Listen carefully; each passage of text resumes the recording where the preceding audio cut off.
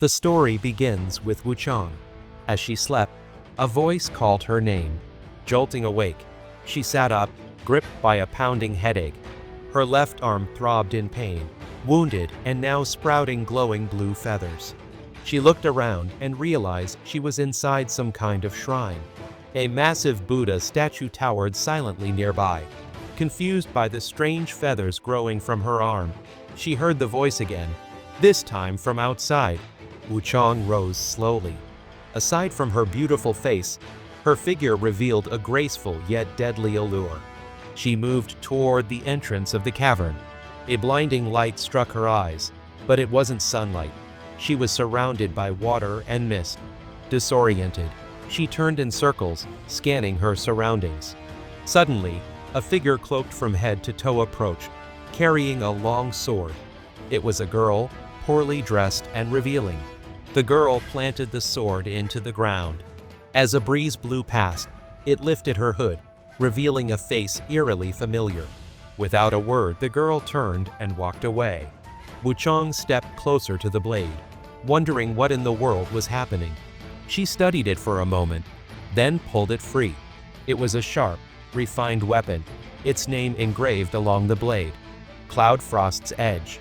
With sword in hand, Wuchang looked ahead. A hauntingly beautiful landscape stretched before her. After a moment of silent awe, she set off along a narrow path. Not far ahead, she came across a wooden house. Entering, she realized it was a temple. She descended a staircase and found a Taoist calmly writing. The old man invited her to sit and explained that a few days ago, he had found her unconscious by a small stream, infected with a condition known as the feathering. He had brought her to the cave to recover. Wuchang was stunned to hear of the disease. The Taoist recounted that 6 months prior, a man-eating demon had attacked the region of worship's rise, striking terror into the hearts of all. Since then, many had begun growing feathers, just like hers. He explained that Wuchang was in the early stages. Victims of the feathering would gradually lose their memories, their humanity fading with each day. Eventually, the feathers would overtake their bodies, transforming them into monsters. Fortunately, Wuchang's case was mild, at least for now. He reminded her that she once had a companion, but the two of them were separated during a recent enemy assault.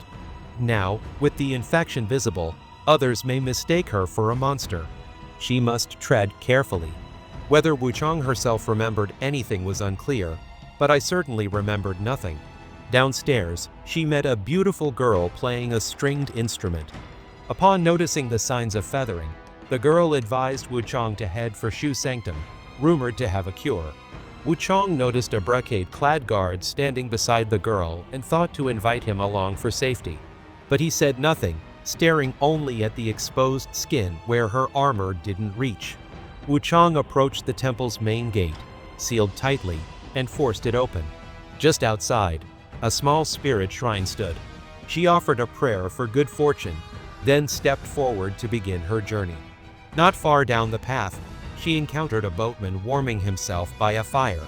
He seemed to know her and spoke of the power hidden in her left arm. If she could master it, she could change her fate. Doubtful, Wuchang hesitated. So the boatman lit his pipe, whispered an incantation, and sent her into a dream. She awoke in that same surreal realm of mist and water. From the fog, a large silhouette emerged. It no longer resembled a human being. A strange monster was calmly playing with a pinwheel. Noticing Wuchang's presence, it gently placed the toy down, then turned to greet her with a wave of attack. And just like that, Wuchang returned to reality. Wuchang woke up and realized she was still at Reverend Temple. She ran to the spot where the boatman had been, but he was no longer there. Instead, there were a few young men trying to rob her. Wuchang took back what they stole, changed into clean clothes, and left Reverend Temple. While running along the stream, Wuchang saw a man standing near a bunch of pinwheels. When she came closer, he called her name. Wuchang approached to talk to him, but didn't remember who he was. This shocked him, because he was her traveling companion. They had come to this region together to search for clues about Bai Yu, Wuchang's younger sister. When he saw the feathers on Wuchang's arm, Yuzai understood why she didn't remember anything. He gave her a pill and said he would go look for the old friend, the boatman, to ask how to cure it. Yuzai said he had already scouted Shu Sanctum. Other than a high priest who had lost his mind, the area was quite safe. He told Wuchang to go there to recover and find clues about her sister. Since the bridge leading directly to Shu Sanctum had collapsed, Wuchang had to take a longer path. On the way, Wuchang saw a red-clad lady relaxing next to a waterfall. Wuchang walked up to ask for directions to Shu Sanctum, and the girl noticed the feathers on her arm held some kind of power. She gave Wuchang an item to strengthen that power, but since Wuchang didn't know how to use it, she just ignored it and kept moving. The road to Shu Sanctum had a lot of bandits, demons, and monsters. When Wuchang passed through a cave, she was unlucky enough to be blocked by a female demon. Although the demon looked terrifying, Wuchang only had to swing her sword a few times to defeat it. As the demon vanished, one of its feathers flew into Wuchang's left arm. It seemed like she could absorb the powers of demons. Wuchang continued clearing obstacles along the path to Shu Sanctum. When she arrived at Lightsen Temple, she found that the gate to Shu Sanctum was locked. She searched through the temple for the key. In a large courtyard, she met the leader of the place. He was a man-eating demon, and got angry when someone disturbed his singing practice. Since Wuchang was an introvert, she answered him with her sword. The two fought using powerful techniques. After a while, Wuchang found an opening and slashed his back, bringing him to his knees. She took the chance to finish him off and sent him to the dust. Wuchang went to the locked gate and used the key she had just looted from the boss to open it. After going around a bit, she met a man named Sucheng who claimed to be a skilled warrior. He said he heard there were many priests at Shu Sanctum who could cure people, so he wanted to find medicine for his younger brother who had been bitten by a man-eating demon. But the guards there didn't let him in, so he asked Wuchang to help get him some medicine. He also gave her a flute, telling her that if she ran into trouble, just blow the flute, and he would come help immediately. Wuchang continued toward Shu Sanctum and found a cave. She went in to rest and ran into a wandering storyteller. If Wuchang wanted to hear a story, she had to pay, but she realized all she had were valuable items, no money, so she refused to listen. When she got closer to Shu Sanctum, locals told her the high priest had already been infected. Everyone who came here looking for a cure turned into monsters. A military commander had come to protect the place, but even he had now lost his mind. Wuchang felt very confused by this news, but she still moved toward the center of Shu Sanctum. Very soon, she ran into the commander. After 40 seconds, Wuchang defeated him and looted all his gear. Wuchang reached a temple inside Shu Sanctum and stayed there for the night. The next morning, when she woke up, Sucheng and a few merchants had arrived. She met the white-robed elder, who was very surprised that she was still conscious despite the feathering. Seeing that, he gave her a gift. Wuchang went upstairs to find the high priest, hoping to ask about a cure for the feathering disease. When she opened the door to his room, a foul stench mixed with the metallic smell of blood hit her. The kind high priest who once treated the sick had now turned into a monster. He had even chained himself up. So, once again, Wuchang spoke to him using her long sword. She remembered that she had the flute Sucheng had given her. Wuchang blew into it to call him for help. Sucheng proved quite useful in his role as a meat shield, but after taking 2 full magical attacks from the high priest, he returned to the earth. Wuchang continued the fight alone and defeated the boss. After that, she went downstairs again and ran into Sucheng. Turned out, he didn't die. He had just made a strategic retreat. Wuchang handed him the medicine she had looted from the high priest's room. Sucheng happily accepted it and said he would return to Reverend Temple to treat his younger brother. Wuchang heard that a man-eating demon had been spotted nearby, so she went around to look for it. When she found it, she quickly defeated it to bring peace back to the locals. Afterward, Wuchang returned to Shu Sanctum and used the high priest's key to activate a mechanism that revealed a staircase leading underground. Down there, it was very dark and filled with all kinds of monsters blocking her path. After wandering and getting lost for a while, Wuchang reached a large underground area. While checking her surroundings, she noticed something moving on the ceiling. Suddenly, it dropped straight down toward her. Wuchang dodged the strike and finally got a clear look. It was a demonized human, part centipede, part mantis. The creature begged her to end its life. They began to fight. During the battle, it was revealed that this man had once been a disciple of a martial sect. He and his fellow brothers had come here to slay demons, but their senior sister had fled and abandoned them. That senior sister turned out to be the girl who now appeared full of regret at Shu Sanctum. After helping him pass on, Wuchang left the cave and met a familiar face, Yuzai. Yuzai was happy that the feathering hadn't affected Wuchang too much and gave her more medicine. He had planned to reach the Tang Emperor's palace before her, but had lost his supplies and couldn't pass through this area. It was the place where infected corpses were dumped, and the whole zone was toxic. Even the trees had been infected. Luckily, Wuchang had found his lost supplies along the way. Yuzai was overjoyed to see his items intact and decided to set off immediately. Wuchang also started heading out, but got lost due to not knowing the way. Coincidentally, she ran into the red-clad lady again. This time, she was channeling something into a tree. The lady was surprised to see Wuchang still alive, and noted that the power in her left arm had grown even stronger. She seemed very curious to see whether Wuchang would completely master that power, or be consumed by it. Wuchang also met the white-robed elder again. He warned her that if she ever turned into a demon, he would be the one to put her down. While passing through the corpse pit, a mutated treant attacked her. It wasn't clear if it was born from the feathering disease, or something created by the red-clad lady. This time, Wuchang decided to use fire attacks instead of close combat. It didn't take long before the giant tree demon was completely burned down. A new path opened, and Wuchang continued forward. When she arrived at the Tang Emperor's palace, she met the Taoist who had once saved her.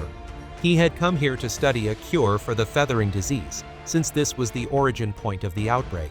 Strangely, there were many soldiers guarding the place, blocking him from doing research.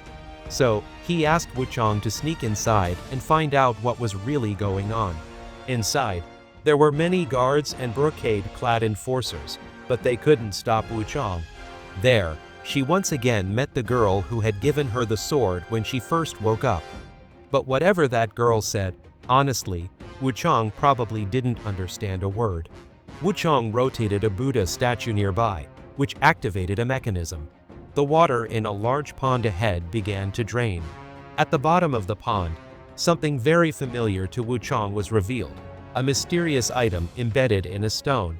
Just as Wuchang jumped down to retrieve it, Honglin, the commander of the brocade guards, appeared. She drew her sword and rushed straight at Wuchang. It was a completely one-sided fight. Wuchang was beaten badly. After nearly 100 exchanges, Wuchang finally landed a stab to Honglin's abdomen. But Wuchang herself couldn't stand anymore, due to the pain in her arm and the beating she had taken. As Honglin prepared to strike the finishing blow, she noticed the sword Wuchang was carrying. It was a Bai family sword, from a clan that had once contributed greatly to the nation. So, she spared Wuchang and left. Wuchang fainted, and when she woke up, she was back at Reverend Temple. She met the old Taoist again, and he apologized for putting Wuchang in danger. He told her that in the region of Cloud Spire, people used something called red mercury to prolong life. Maybe it could cure the feathering disease. Wuchang met Yuzai again on the first floor and told him about the item that Honglin had taken. Yuzai happened to know that she had led the Imperial Guards toward Cloud Spire, so the two decided to go after her and take back the item, as it might hold clues about Wuchang's younger sister. Before they left, Yuzai warned Wuchang about the Taoist, saying he had been muttering strange things about her, so she should be careful. On the way to Cloud Spire, Wuchang came across a grave. On it was a beautiful and clean handkerchief, so she took it. She also met the white-robed elder again. and he showed her how to burn the resurrection sites of demons. After obtaining the rebel army's key, Wuchang encountered the northern general, who wanted to take the ancient chisel from her. Although he had plenty of battlefield experience, Wuchang quickly defeated him. Right then, the drawbridge to Snowfall Palace was lowered. Wuchang crossed it and met a eunuch, who carried a spirit tablet of the emperor on his back. When he noticed Wuchang's presence, he placed the tablet down and prepared to fight. The eunuch slashed wildly with his great saber, and when he got tired, he switched to a sword, combining sword techniques with ice spells. Wuchang fought a grueling battle that lasted 2 hours before finally defeating him. Despite his appearance, he was actually a general of Ming. As Wuchang approached Snowfall Palace, she met Yuzai again. He showed signs of memory loss, even forgetting why they came here in the first place. Turned out, he had been captured by the rebel army, but managed to escape. He guessed that Commander Honglin might have been captured by Snowfall Palace as well. Continuing towards Snowfall Palace, Wuchang happened to meet a girl named Fong Yao. She and her sister had been captured and brought here. When their father tried to stop it, he was beaten. Now, her sister had been taken inside the palace, and Fong Yao asked Wuchang to help find out what had happened to her father. Wuchang gave Fong Yao the handkerchief she had picked up from the grave earlier. Fong Yao burst into tears when she recognized it as a keepsake her mother had given to her father. Unable to help further, Wuchang continued toward the palace. She learned that a major event was being prepared, the wedding of the young master, son of the Snowfall Palace's master. When Wuchang entered Snowfall Palace, she met Wang Yan, the leader of the palace. Wang Yan welcomed her warmly but warned her not to wander around, since many areas were being prepared for the wedding. It was strange. The palace had summoned many young, beautiful girls from all over for this wedding. But just a moment later, when Wuchang entered the wedding hall, only Wang Yan was there. She wanted to make Wuchang her daughter-in-law. Obviously, that wasn't going to happen. Wuchang refused, and Wang Yan resorted to force. In the end, Wang Yan's plan failed, and she lost her life. After that, Wuchang headed to the back area and found a trail of pinwheels left by Yuzai. Following them, Wuchang found Fong Yao, who had snuck into the area to look for her sister, Fong Ling. Seeing that Wuchang was skilled in martial arts, Fong Yao asked her to rescue her sister, who was being kept below this place. Wuchang agreed and left. Right after that, she met Yuzai again. He said he had heard someone singing around here and felt uneasy. When Wuchang showed him Wang Yan's research, Yuzai realized that she had been harvesting red mercury and using it to create monsters. Not only that, the ancient chisel Wuchang carried and the Bai mansion were also mentioned in the documents. So Yuzai suggested they return home to investigate further. Wuchang continued deeper into the mine and found Commander Honglin being held prisoner there. Since she had spared Wuchang's life before, she now asked Wuchang to take out the guards so she could escape. Wuchang then went to the bride's chamber and found Fong Ling in a wedding dress. But upon closer inspection, though the bride looked beautiful, she also looked terrifying. Fong Ling had clearly been used as an experiment to create the perfect bride. Of course, the two of them had a heart-to-heart through swordplay. Within seconds, Wuchang had knocked the bride to the ground. But then, Fong Ling was instantly taken over by the monster part inside her and transformed, leaving Wuchang frozen in shock. Wuchang knew she couldn't save her, so she quickly ended her suffering and took the jade ancient chisel. Wang Yan had used this to try and create the perfect bride. But the item held dark power, and instead, it had created a monster. After the battle, Wuchang took a short nap to rest. When she woke up, she saw Fong Yao crying miserably while hugging Fong Ling's head. She now had no family left. The storyteller was there too. He said that at Zhenwu Temple, there was a mystery related to Wuchang's fate, so she headed there. On the way, she met the white-robed elder again. He was chasing the demon that had haunted him for years, and he sensed it was very close. Wuchang met Yuzai and Fong Yao again at the refugee camp. After Fong Ling's death, Fong Yao no longer had any family, and Yuzai felt an unexplainable closeness to her, so he decided to take care of her. He said there was information about a resurrection ritual at Zhenwu Temple, so maybe there would be some resurrection-related item like with the bride case earlier. Yuzai would return to Wuchang's home to continue investigating, so she could go investigate with peace of mind. Not long after, Wuchang met the white-robed elder again. Though she had met him many times, this was the first time he asked Wuchang to help him kill the demon he had been pursuing. Wuchang agreed, and the two of them headed into the forest. Wuchang ran into the red-clad lady again. She said everything happening to the people was punishment from the ancient gods, and she was sent here by them. At that moment, Wuchang knew she'd have to slap this girl someday. Later, Wuchang encountered the demon mentioned by the white-robed elder. It was very strong, but with Wuchang's help, the elder was finally able to kill it with his own hands. After the demon was taken care of, he thanked Wuchang for helping him fulfill his life's wish and told her to come see him again once she had seen through the truth. Wuchang continued heading toward Zhenwu Temple. There, she was blocked by a general of the rebel army. But how could he stop her? She quickly sent him to his eternal rest. Afterward, Wuchang went toward the altar, as the rebel army might be conducting the resurrection ritual there. But when she arrived, it was already too late. The sovereign had been resurrected, with a half-human, half-tiger form, looking incredibly savage. Wuchang had a very hard time facing him, but after struggling for a while, she sent the sovereign back to hell. She also looted the Aurum ancient chisel, which enhanced her regeneration ability. Wuchang left that area and arrived at the port, where she met the boatman again. He said that in the Bai mansion, there was still a demon tied to her fate. After that, Wuchang got on the boat to return home.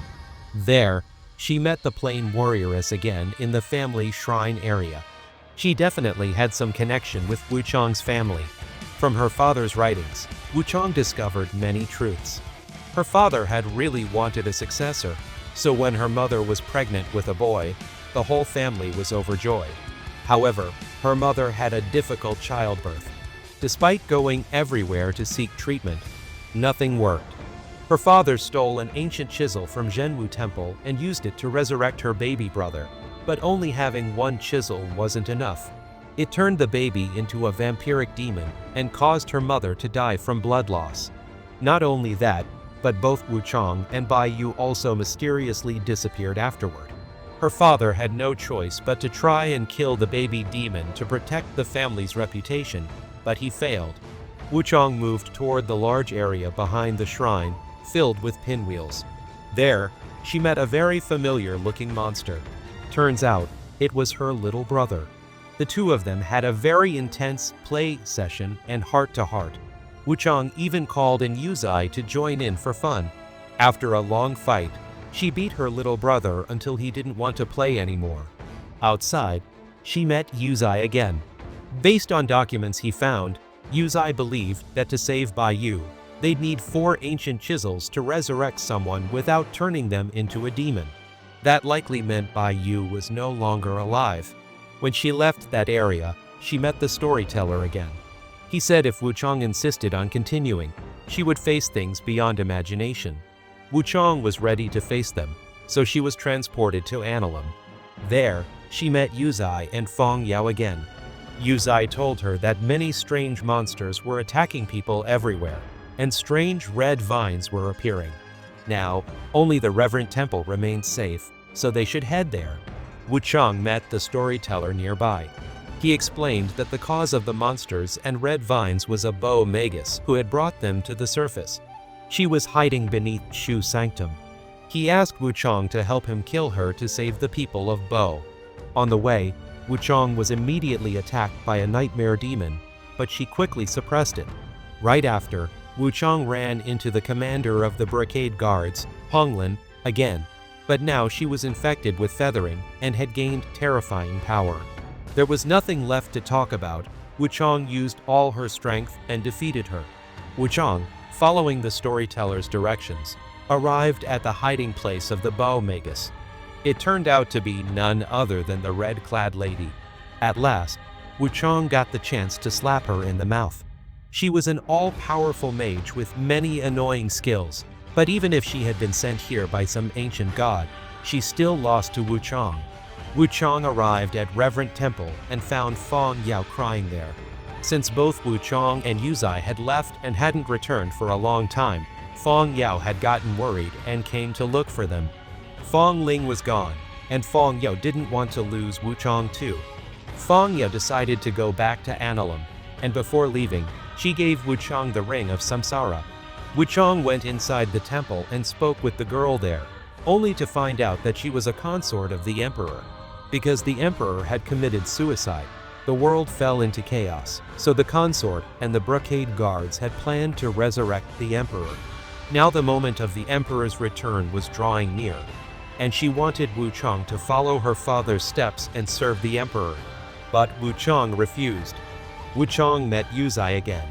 Though his memory was still foggy, he had realized that the Bo people were being resurrected here.